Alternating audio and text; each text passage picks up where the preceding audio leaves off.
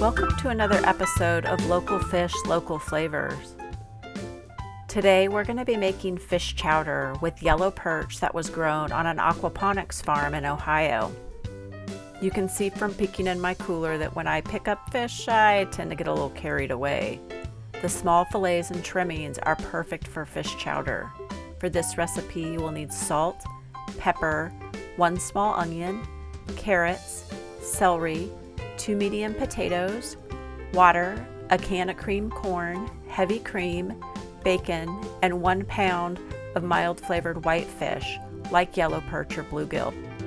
You will also need a large stock pot, a lid, a long-handled spoon, paper towels, cutting board, knife, tongs, can opener, measuring cup, and the recipe for bluegill chowder that you can find on the Eat Midwest Fish website. Now it's time to prep. Chop 3/4 of a cup of onions, dice half of a cup of pre-washed carrots, chop half of a cup of pre-washed celery stalks, wash and cut 2 medium potatoes into 1/2 inch cubes, measure out 1 cup of heavy cream, and get out 4 slices of bacon. In a large pot, brown the bacon over medium-high heat. When the bacon is crisp, transfer to a paper towel-lined plate and pour off all but 2 tablespoons of bacon grease. Sauté onions, carrots, and celery until tender. Stir in potatoes.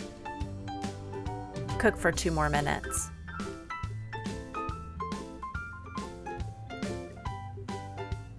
Pour 4 cups of water into the pot.